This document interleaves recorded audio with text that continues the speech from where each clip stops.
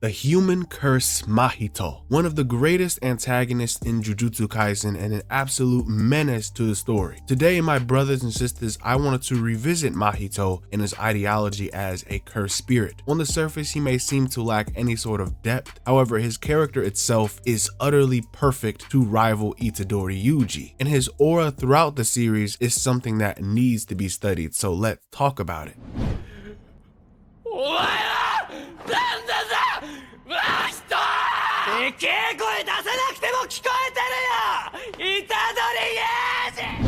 Mahito is pure evil done right. There is no backstory, no rhyme or reason, but Mahito is you. Mahito is me, because he is the cursed spirit derived from humans specifically, and we are going to explore just what Mahito means when he says, "I'm you."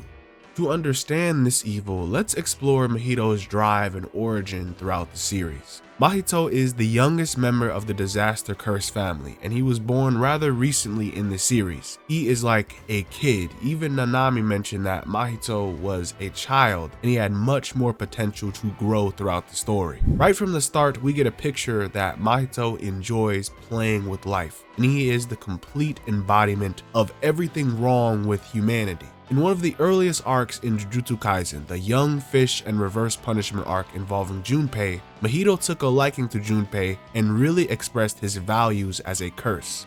Mahito's curse technique is idol transfiguration, which grants him complete manipulation and understanding of the soul, as he expressed to Junpei. Only he understands the soul's composition, and he conveys this idea that humans have about the heart and the soul. It's meaningless because it's right there in front of him. Life has no particular weight or value because it just exists. He sees it all. You can preach all you want about the soul or philosophy, but Mahito is grounded in reality. He can play with life like a toy, turn you inside out, gore you, rupture you, take away your state of being, and morph you into his puppet.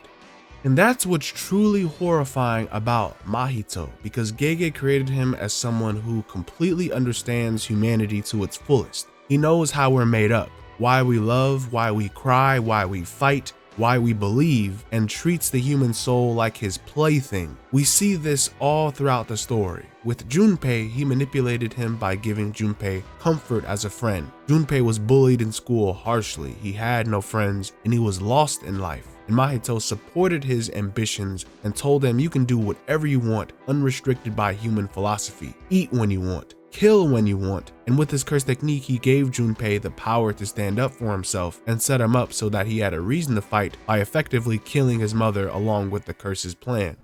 He used Junpei to break a little part of Yuji's soul because again he displayed how he can toy with life at any moment by effectively killing Junpei and laughing at his face. Every curse has its nature and it's almost always in a negative light. Mahito reflects a negative side of human nature through his own personality and body horror. There's not really any real reason, but Mahito likes to mess with Yuji's resolve, and in fact, he wants to kill Yuji despite the curse's actual strategy to revive Sukuna. Mahito lives for his own selfish desire and serves his own instincts as a curse. So why does he keep saying, "I'm you" to Yuji? Well, he forced Yuji to realize that there is a part of him inside of Yuji as well, and he keeps putting it on full display until Yuji accepts that they are the same.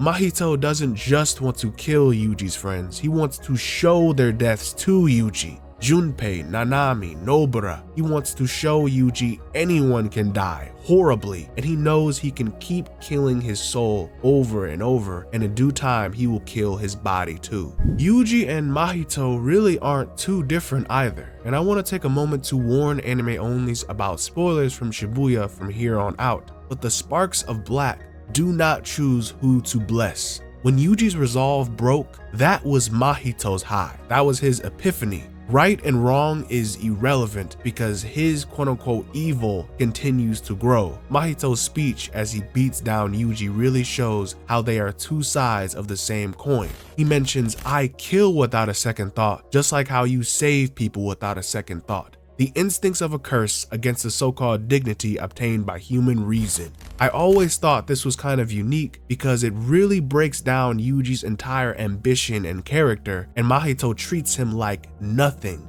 Yuji won't even be a memory after he's done with him.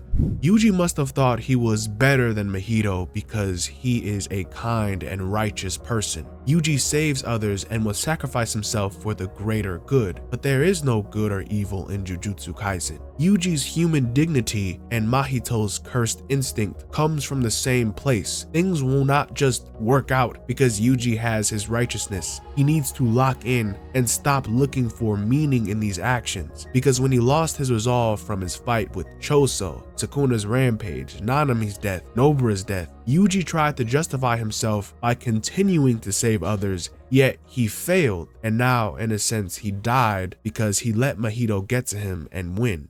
However, then Todo saves his brother Itadori from the depths of despair. He knew Yuji was better than that and told him that we are the exception. Jujutsu sorcerers do not falter despite those that they've lost along the way. As long as they themselves live on, those who have passed on have not truly been defeated. Yuji needs to learn what he's been entrusted with as a sorcerer and never stop moving in this ongoing battle against curses.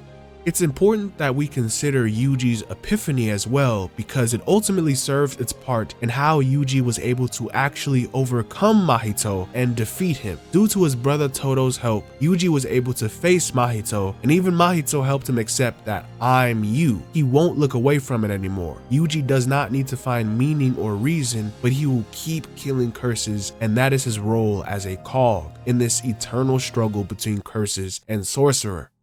We have seen a lot of sides to Mahito up until this very moment. We finally see his fear as he is terrified of Itadori and can no longer break Yuji's unwavering soul. That is peak fiction. I find that is an amazing way to end Mahito's reign of terror and serve his purpose as an antagonist for Yuji. Ultimately, Mahito was absorbed by Kenjaku. However, his final words were left for how he understood Yuji, because after all, I was born of humans.